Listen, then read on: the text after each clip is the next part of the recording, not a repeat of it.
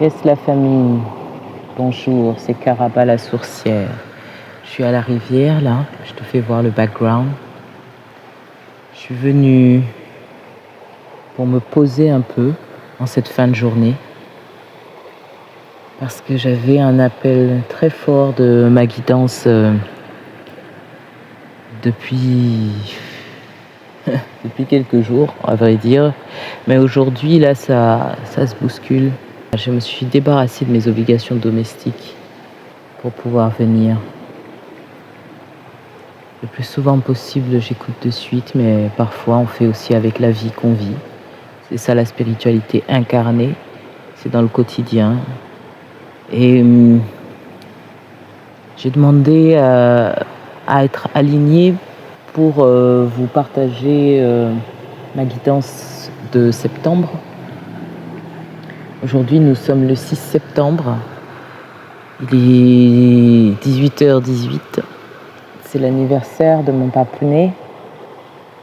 Son deuxième anniversaire, à vrai dire, parce qu'il en avait deux. Et j'ai écrit un article que j'ai partagé sur Caraba Healing dans ma page blog.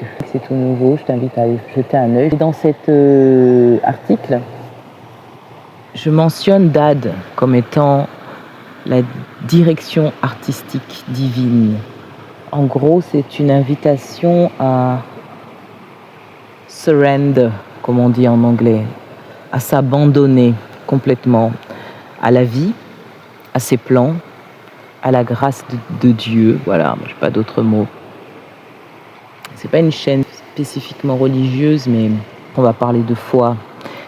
Et le mois de septembre, ce mois de septembre 2025, pour ceux qui me suivent, dans peut-être même celle de décembre, mi-décembre 2024, dans ma guidance de fin d'année, comme dans celle de janvier, je pense.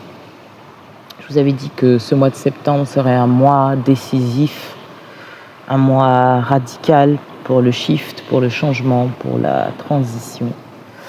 Et nous y sommes. Alors voyons voir les messages qui viennent. C'est rigolo, hein? Je viens de louper un magnifique héron cendré parce que j'allais filmer. Je me suis laissée distraire par des propositions de filtres. Et je trouve ça assez symbolique par rapport à cette guidance. Ce mois de septembre, je disais, nous parle de notre foi et de la foi véritable. Mon père, dont je parlais à l'instant, c'était quelqu'un qui était beaucoup apprécié, qui avait des détracteurs aussi forcément, mais globalement, je pense qu'il a semé beaucoup d'amour autour de lui en venant en aide à beaucoup de gens par ses conseils, par son humour, sa joie de vivre. Il avait un sacré caractère et il avait un truc assez caractéristique, c'est qu'il avait toujours des paroles de sagesse, des expressions, des proverbes, des choses qui lui venaient comme ça dans des situations, mais des petites paroles bien placées qui te permettaient tout de suite d'avoir une image et de capter l'énergie de ce qu'il y avait à recevoir dans le message. Et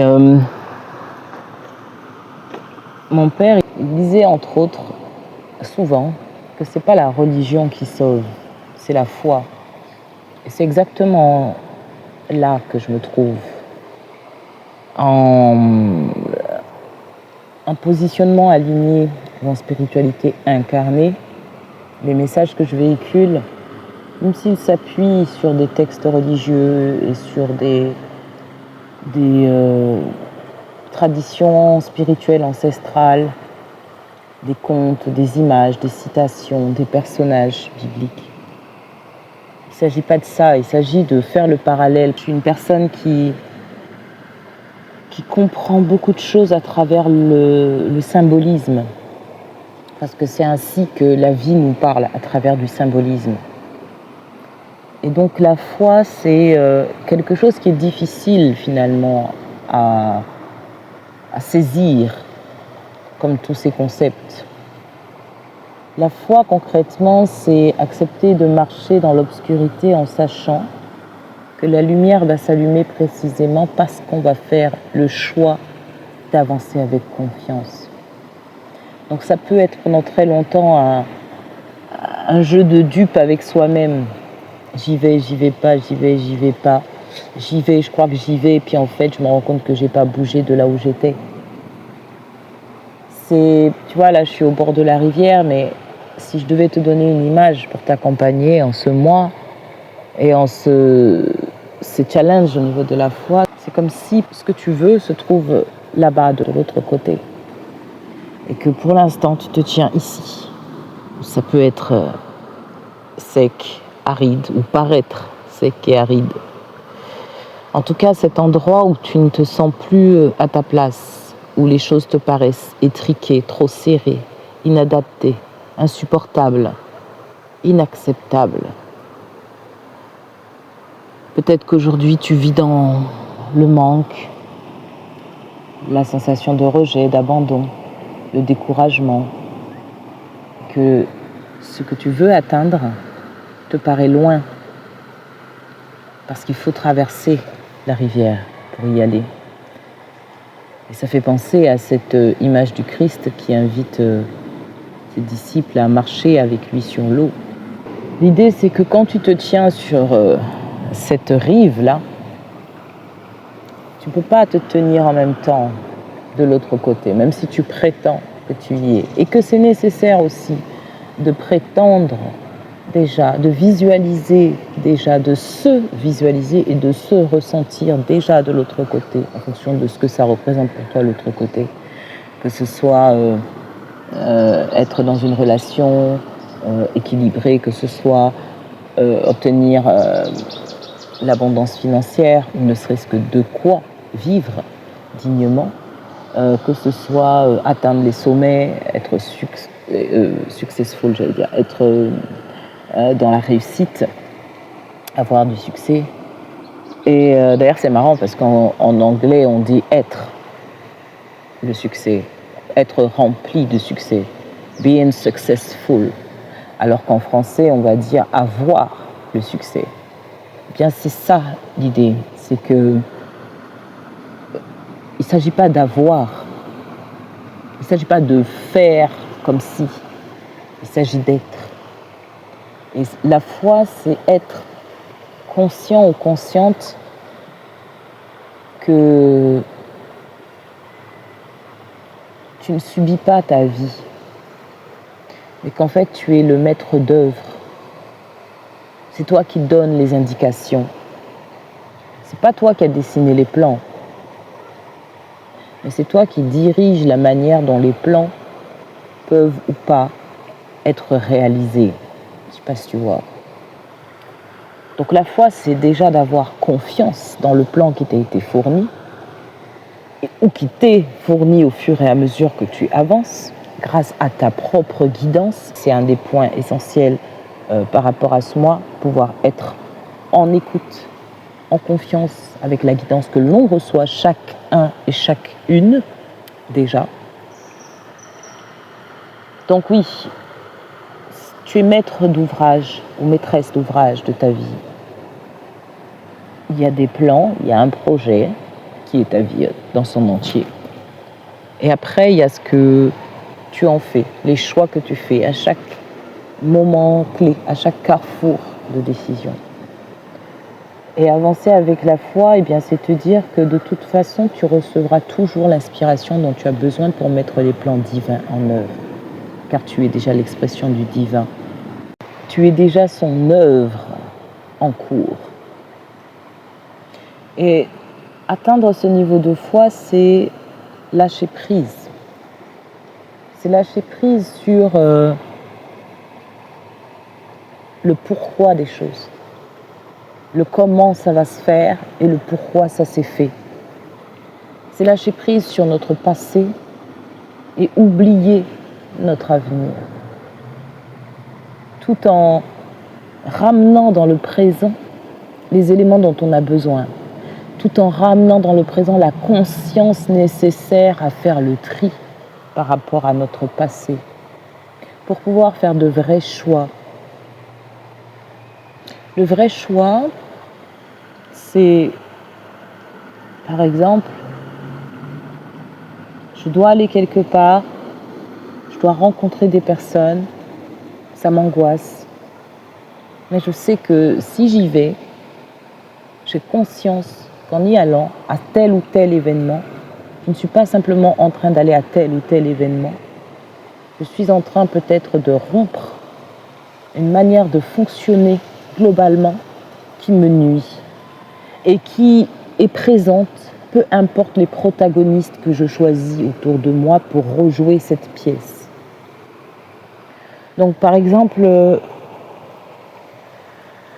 moi je suis allée quelque part il y a quelque temps, j'avais peur de revoir quelqu'un parce que j'avais enregistré de cette personne et de nos échanges des choses plutôt négatives. Mais ça ne collait pas au niveau du scénario. Parce que cette personne n'est pas une mauvaise personne, pas plus que je ne suis une mauvaise personne, si tant est qu'il existe de mauvaises personnes. Mais là, clairement, non, ce n'était pas le cas. Donc, c'était plus ma peur qui m'empêchait et mon ego, certainement, qui se situe dans le mental et qui est là pour nous protéger, qui rejoue les mécanismes de défense inconscients que nous avons tous. Alors ça crie, mais c'est des gamins, je pense. Je vais quand même écouter qu'il n'y a pas de problème.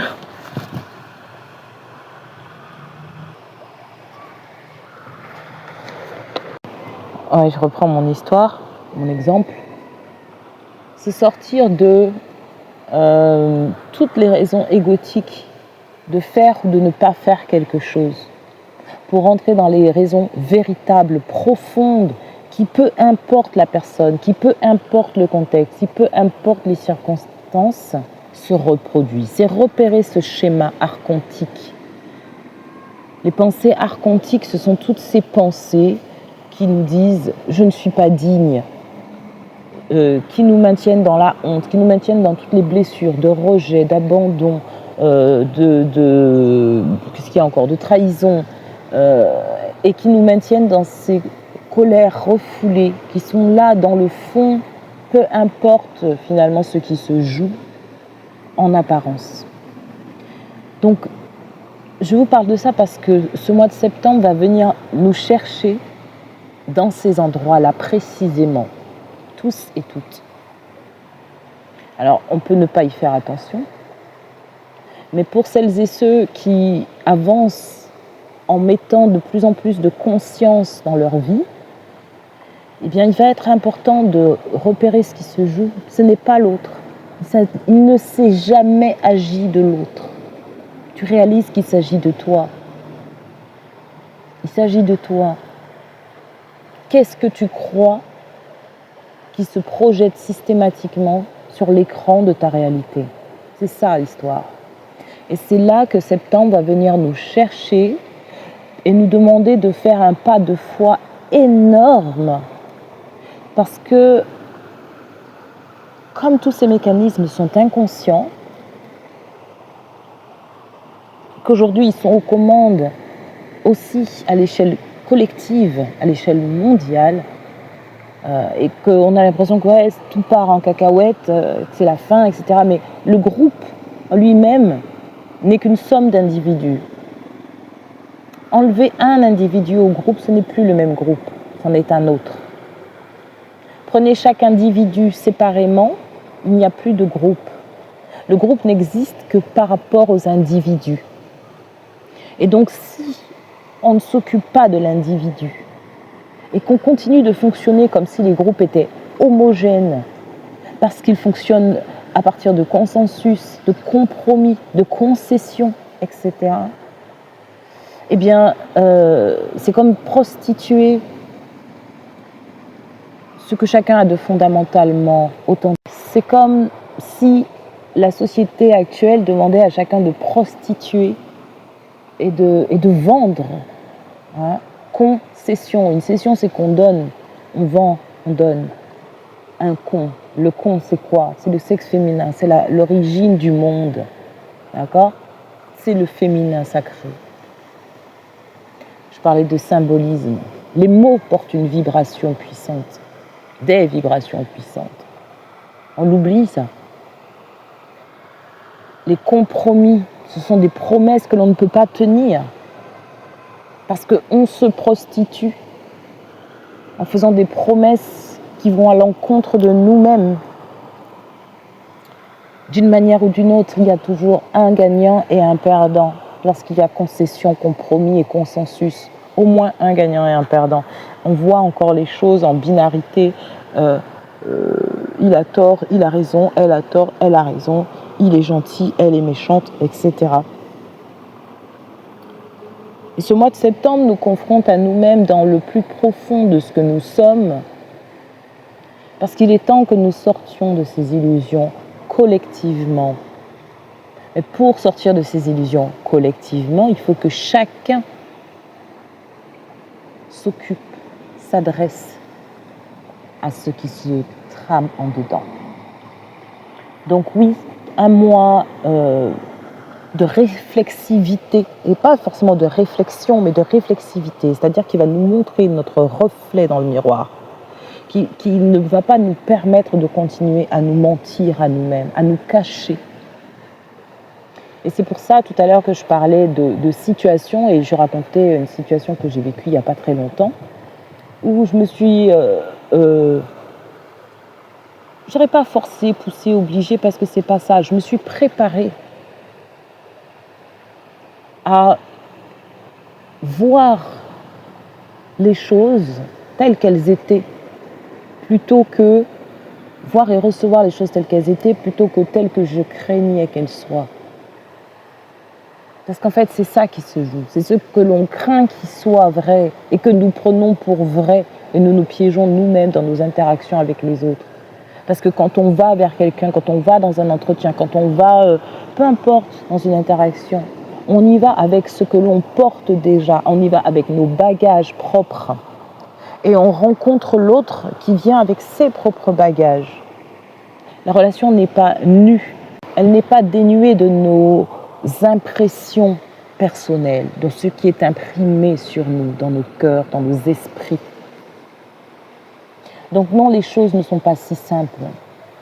Et mon livre et mon e-book Y voir clair arrive parce que dès que j'ai posé l'intention d'écrire ce livre, bien j'ai eu de nombreuses situations et épreuves, parce que les épreuves, ce n'est pas nécessairement négatif, ce sont des tests.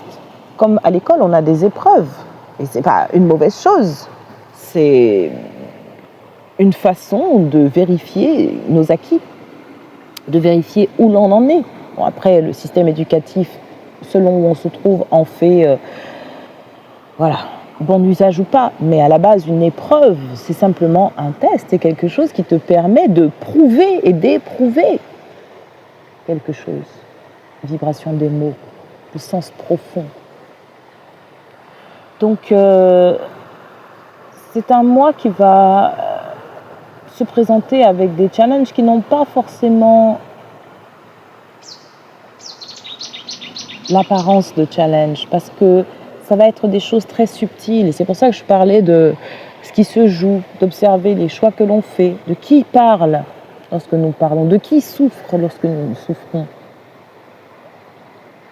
De repérer dans nos interactions, dans nos vies, dans les situations passées comme présentes, parce que ce qui compte, c'est les situations présentes qui sont en lien avec un passé qui se répète. Et c'est plutôt ça qui est intéressant de voir. C'est pas attendre d'aller fouiller dans le passé, il faut laisser les morts avec les morts. Voilà, c'est ce que ça veut dire, cette phrase du Christ. Laisser ce qui est passé, déjà passé.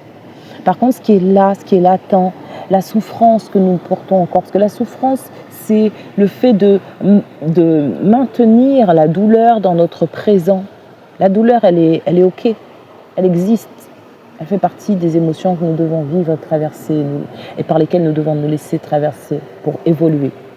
La souffrance, c'est l'attachement à la douleur. Qu'est-ce qui nous attache à la douleur et il nous ramène dans des situations présentes et c'est important parce que ce sont des situations desquelles on a l'impression de jamais pouvoir sortir. C'est vraiment, on est acculé peut-être dans des choses très intimes et très subtiles. Et l'idée, c'est est-ce qu'on va abdiquer ou est-ce qu'on va se rendre compte que l'on peut aussi lâcher prise, et c'est pas pareil. Ce lâcher prise, c'est lui qui fait intervenir la foi. Lâcher prise, surrender en anglais, c'est s'abandonner à la vie. C'est dire ok en fait, je ne maîtrise rien, à vrai dire.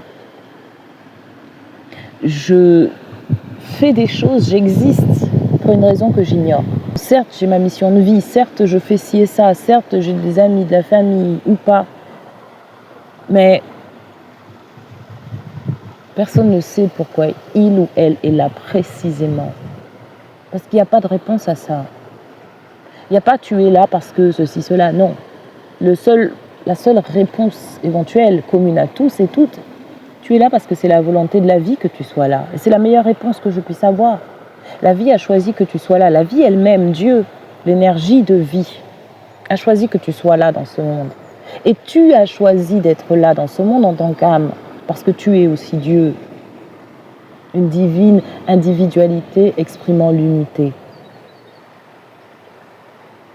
Mais au-delà de ça, si tu veux une réponse précise, quelle est ma mission de vie, parce que ceci, cela, non, il n'y en a pas. Ta mission de vie, c'est de vivre la vie qui t'a été confiée, en l'honorant le plus possible, de la manière la plus authentique possible. Et c'est ça que la foi peut nous permettre d'accepter et d'atteindre. La foi, c'est croire que la vie ne fait rien au hasard, puisque tu es là aussi. La vie n'a pas de raison, la vie a ses raisons, et encore, dit que la vie est sans raison, sans lien, sans début ni fin. C'est-à-dire que les raisons, ce que nous appelons nos raisons, notre logique et nos lois ici, dans ce monde, dans cette réalité, dans ce plan, dans cette dimension 3D, cette dimension physique, matérielle, eh bien, ne suit pas toujours les lois de l'univers, les lois suprêmes, les lois universelles qui s'appliquent à tous, à tout. Et sur ce plan-là, oui, la vie a ses raisons, a ses logiques, mais qui n'ont rien à voir avec ta logique, avec ma logique, avec notre logique humaine. Et lâcher prise et accepter, surrender, c'est accepter qu'on n'ait pas toutes les clés et que tout soit déjà en ordre, parfait, malgré tout.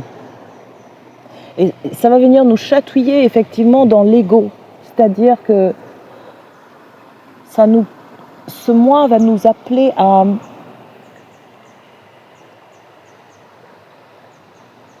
réaliser que tout en étant le centre de son monde, nous ne sommes pas de son monde chacun soi-même, nous ne sommes pas le centre du monde des autres et du monde tout court. Humilité, patience et foi et transformation en ce mois de septembre. Voilà ce qui s'offre à nous. Prendre sa place véritable, ne plus attendre d'autorisation et donner à la vie l'autorisation de nous mettre là où elle a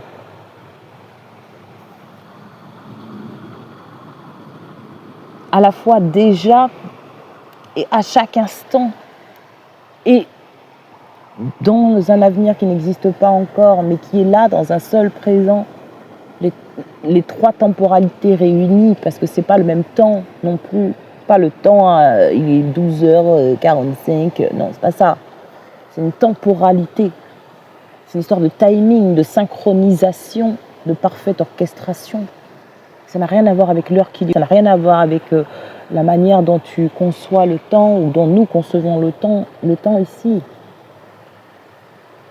On n'est pas dans le c'est le chronos. On n'est pas dans le chronos dans cette dimension. Et accepter que tu n'es rien, que tu n'aies pas conscience nécessairement de tout le tableau, c'est ça, c'est de dire ok, moi j'ai ma dimension dans laquelle je fais ce que je peux avec ce que je sais, mais je sais si peu que je fais confiance à la vie. Telle porte se ferme, ok, Je peux rester dans la douleur et me dire c'est du rejet, pardon, c'est du rejet, c'est de la trahison, c'est du mépris, c'est du racisme, c'est tout ce que je veux, c'est tout ce que tu veux, voilà, d'accord? Ou je peux me dire, ok, telle porte se ferme, mais dans les plans divins, ça n'efface rien de mon chemin à moi et de ma réussite à moi. Ça n'enlève rien à ma dignité, ça n'enlève rien au fait que je sois amour et que je reçoive l'amour, même lorsque c'est une porte qui doit se fermer. C'est ce que j'appelle l'amour dans ta gueule. Parfois, l'amour, c'est quelque chose de radical. Et qui sommes-nous pour le juger?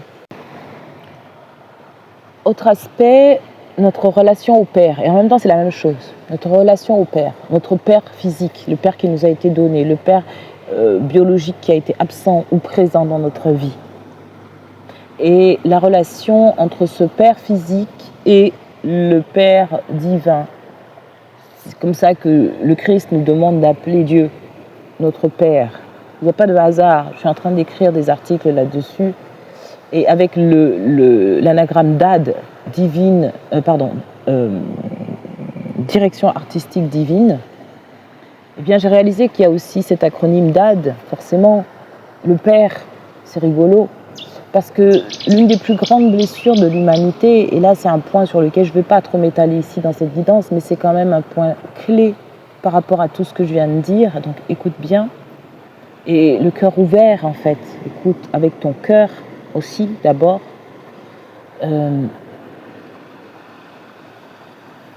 Je me suis demandé quelle était la plus grande blessure commune à l'humanité. Tout entière, depuis des siècles et des siècles. Pour moi, dans cette considération que l'âme vient s'incarner sur Terre, et que ce faisant, elle descend dans la matière, ce faisant, elle descend en fréquence et en vibration, ce faisant, elle ressent tout, elle ressent les émotions, elle ressent la douleur. La première blessure, pour moi, qui est fondamentale à toute l'humanité, c'est la blessure de séparation. Et avec la blessure de séparation vient la blessure de honte, qui est la blessure la plus profonde. C'est celle qui nous dit « je ne suis pas digne de l'amour », ni de le recevoir, ni de prétendre être amour. Et par extension, je ne suis pas digne de prétendre être Dieu. Qui suis-je pour dire je suis Dieu? Effectivement, de ce point de vue égotique, non. Tu n'es pas Dieu dans le sens que je fais ce que je veux, nanana, non. Par contre, se reconnaître comme étant l'amour suprême, la perfection divine, sacrée, la volonté de Dieu incarnée dans un corps physique, peu importe son apparence, ça c'est difficile à reconnaître. Et dans la même idée, donne-moi les mots. Mon Dieu. Je parlais de Dad, ce Père. C'est comme le Christ qui dit « Père, pourquoi m'as-tu abandonné ?» On peut passer par des moments terribles avant de réaliser que nous sommes cet amour et que nous sommes dignes de le recevoir. Quoi qu'il arrive. Et que quoi qu'il arrive, c'est ça qui est en train de se manifester, cet amour puissant, parfait. Car nous ne savons pas tout de là où nous nous tenons, de là où nous sommes. Et donc cette foi qui nous est demandée en septembre, c'est comment revenir au Père en nous. Ce Père qui peut nous avoir manqué, qui peut avoir failli, qui peut au contraire représenter un modèle pour nous, hommes ou femmes que nous soyons. Quelle est l'image que tu gardes de ton Père physique? Quelle est ta relation avec ton Père physique? Quelle a-t-elle été durant ton enfance? Quelle est-elle aujourd'hui dans l'ici et maintenant? Ce sont des indices de ce que la vie, la dad, parce que Dieu n'est pas... J'aime bien la dad, parce que c'est un... on a l'impression que Dieu est une figure masculine, mais non, Dieu comporte du masculin divin et du féminin divin. Comment peux-tu déjà recontacter Dieu en toi, dans ta vie, eh bien, en étant pour toi, en faisant intervenir pour toi-même des pensées, en mettant ton attention sur tout ce qui t'encourage comme un père aimant, comme une mère aimante. Ce qui t'a manqué avec ton père physique, c'était une illusion pour que tu puisses découvrir, en allant au plus loin de cette expérience, de cette croyance que tu portes sur ta relation à ton père physique, en allant au plus loin possible, que tu puisses te rendre compte que ce n'est pas un cul-de-sac, mais c'est un cycle. Le début et la fin et le début. L'Ouroboros. Que ce père que tu crois qui t'a abandonné peut-être, que ce père qui est parti, ce père qui est décédé alors que tu étais trop jeune, ce père qui t'a peut-être déçu, ce père qui a fait des choix particuliers, ce père qui n'a pas assuré, eh bien, il fallait qu'il soit là et te fasse vivre tout ce qu'il t'a fait vivre pour que tu sois l'être que tu es aujourd'hui, plus fort, plus forte que toute illusion archontique, l'illusion que ton père t'aurait abandonné. L'illusion, tu la vis, oui, mais ta vie ici sur Terre, c'est ça l'illusion, c'est la matrice. Oui, nous la ressentons, nous la vivons, ça a l'air solide, dur comme fer, je suis d'accord. Et c'est le jeu, c'est comme ça, je ne nie pas cette réalité. Je te dis qu'il n'y a pas que ce plan. Il y a aussi un plan de conscience dans l'invisible. L'air que tu respires, tu ne le vois pas, pourtant il a bien sa fonction. Sa fonction est là, et tu vis parce que cet air que tu ne vois pas, eh ben, tu peux le respirer, et il nourrit tes organes. Tu permets de parler, de faire plein de choses, il oxygène tes muscles, etc. Eh bien, c'est pareil dans l'idée. Si on devait se baser que ce sur quoi on... Attends.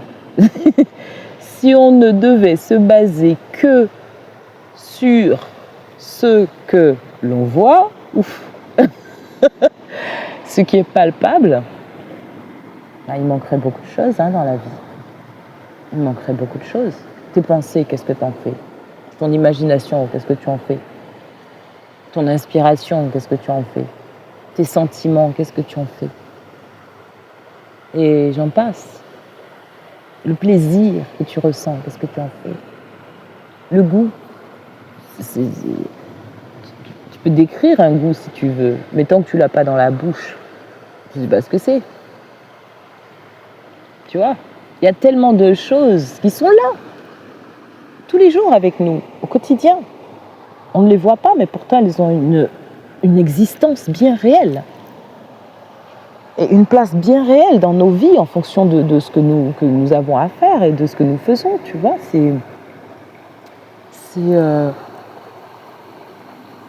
Ce sont de toutes petites choses, à vrai dire. Ce sont de toutes petites choses.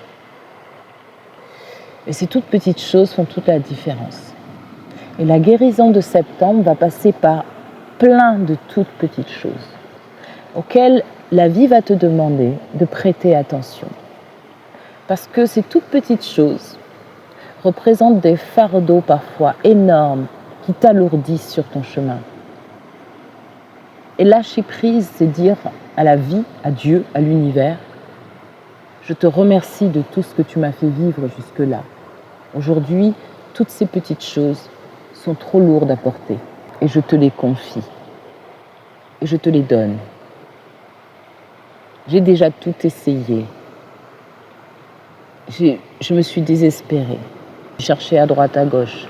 Cette présence divine, même si je ne la vois pas, elle est là. Chaque jour, elle me guide. Demande-lui à cette présence divine. Demande-lui à cette présence divine. J'étais en train de réfléchir sur mon lapsus. Thanksgiving. Rends grâce. Rends grâce. Remercie. Être dans la gratitude, c'est l'inverse de la frustration. D'être dans la frustration.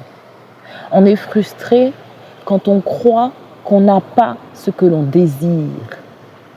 On est dans la gratitude quand on a reçu ce que l'on désire. Si tu veux passer de l'un à l'autre, si tu veux passer de la frustration et du manque et de la peine et de la douleur et toutes ces croyances de manque, cette colère, etc. La colère, c'est quand tu as manqué de respect ou que tu penses qu'on t'a manqué de considération. Mais la question, c'est est-ce que tu te donnes à toi ce respect, cette considération? La tristesse, c'est le manque ressenti d'amour, d'accord? Mais est-ce que tu te donnes à toi cet amour? Le dégoût, c'est le manque d'alignement par rapport à nos valeurs. Donc, est-ce que tu te donnes à toi cet alignement par rapport à tes valeurs? Tu vois? Et avec toutes les émotions, c'est comme ça.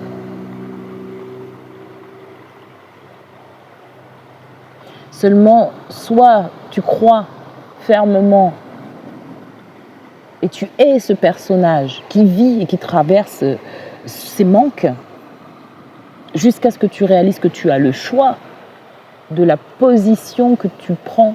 Est-ce que tu restes sur cette rive? Je suis quelqu'un comme ça, je n'ai jamais eu ça.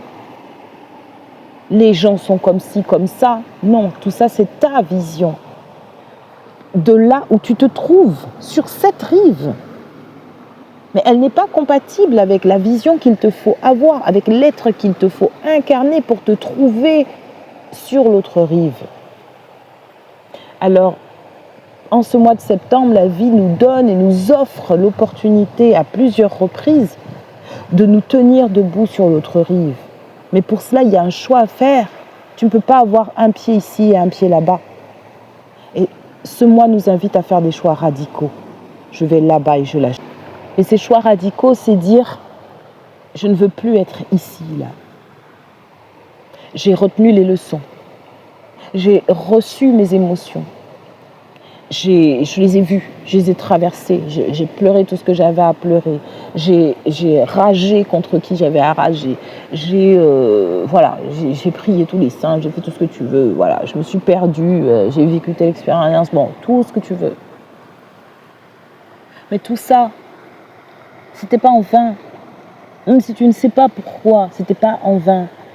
L'être que tu es aujourd'hui est constitué de tout ça. Nous sommes comme des matrioshkas, le petit ou la petite enfant que tu es encore et à l'intérieur de toi là, dans tes tripes. Il n'a pas cessé d'exister. Et aujourd'hui, l'adulte que tu es est le meilleur parent pour cet enfant-là qui existe encore en toi. Est-ce que tu lui donnes cette attention, ce respect, cet amour, cette considération, etc.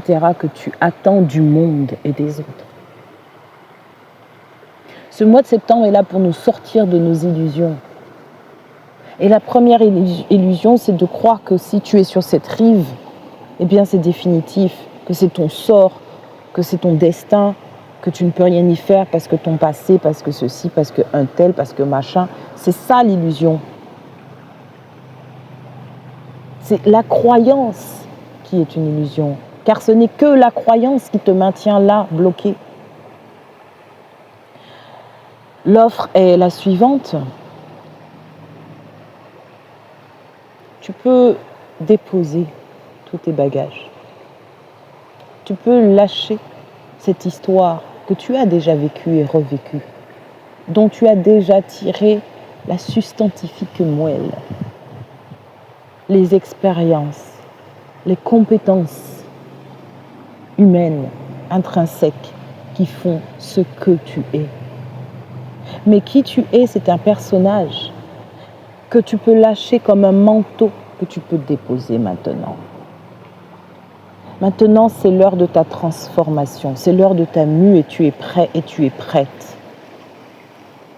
Vas-tu les yeux fermés dire d'accord, univers, Christ, Dieu, la vie. Je te donne la main, je ne lâche plus ta main et je traverse avec toi car je vais de l'autre côté même si je ne sais pas ce qui m'attend là-bas. J'ai la foi. Bon mois de septembre.